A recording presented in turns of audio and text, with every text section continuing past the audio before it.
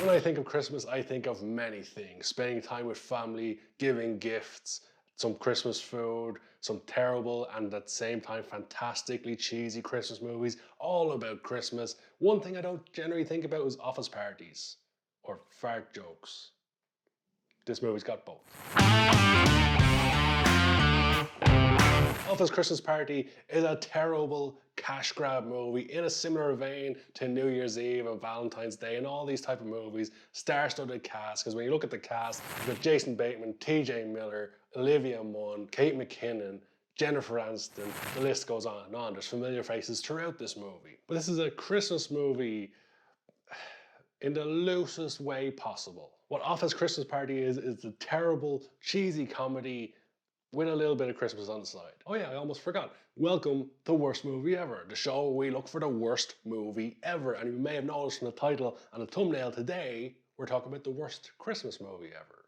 It is that time of the year once again. So the one of the many possibilities I've chosen this year is Office Christmas Party. The title alone should tell you how bad this movie is going to be. The movie is about an uptight CEO who threatens to close down a branch run by her brother of a certain business, which was given to him by the dad, who is now deceased. And she's kind of bitter about that he got that branch even though she's the CEO. It's kind of weird. She says no Christmas party. TJ Miller says yes, Christmas party. TJ Miller, Jason Bateman, Olivia Munn, they try use the Christmas party to catch a big client to save everybody's jobs. Doesn't that sound festive? Well, how about this? In this movie, they have a boardroom meeting. Is that enough? Okay, they have a meeting where they have a joke like this. What? I am sorry.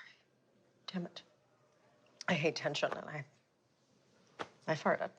Wow. Woman farted.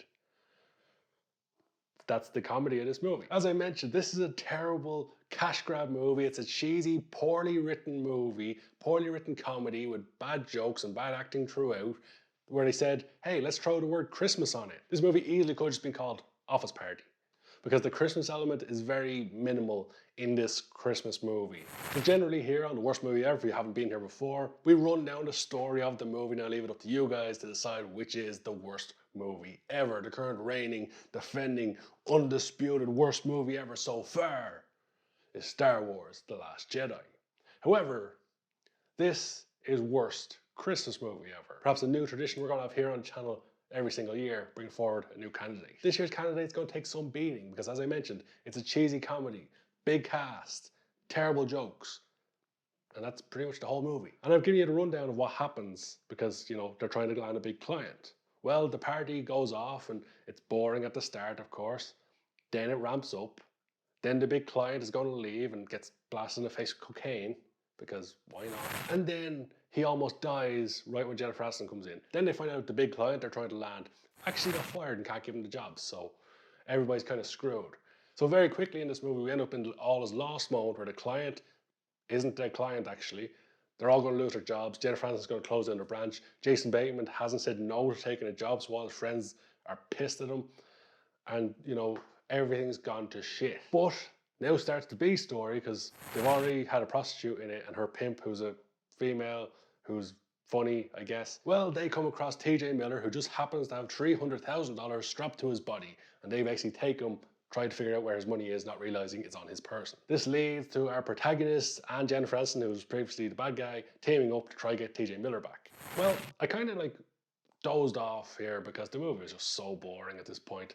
But basically what happens is somehow, some way, the internet stops working because Christmas. With them being a tech company called Xenotech, they just happen to have one really good tech person who's been working on something that can save the day. And Jennifer Aniston, when they're in the hospital after TJ Miller's had a crash, she says something to Olivia Munn. She has a light bulb moment, puts in her code when she goes back to work and saves the internet.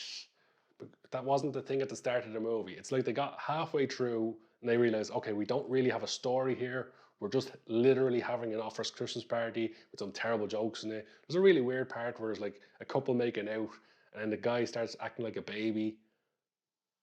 I guess that it was funny to someone. I guess, maybe, possibly. And this movie, amazingly, had 6 writers. 6. That's 7. What am I doing? I know numbers. But technically, if I do that, you can only see 6. They let me make videos on the internet. But yeah, 6 writers, 3 for the story, 3 for the screenplay. Now they do say if you put a load of monkeys in a room, get them a load of typewriters, eventually they'll write the entire work of Shakespeare.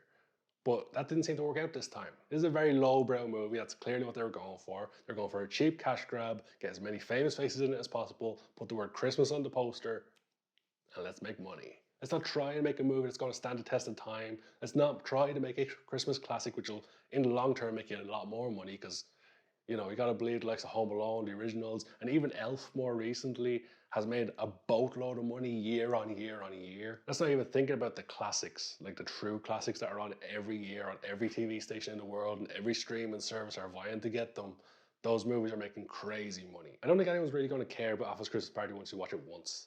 Home Alone I watch every year. Miracle on 34th Street I've watched many times in my life, both versions. There's loads of Christmas movies that I'll go back to time and time again, but Office Christmas Party is one you should definitely give a miss this holiday season. But this is where I throw it over to you guys, because I want to know 2 things. Have you seen Office Christmas Party, and was it the worst Christmas movie you've ever seen? And secondly, what is the worst Christmas movie? Is it Santa with Muscles, which we talked about last year? Is it Office Christmas Party? Let me know in the comments section below. But with all that being said and done, there's only one thing that's left to say. That's thank you so much for watching.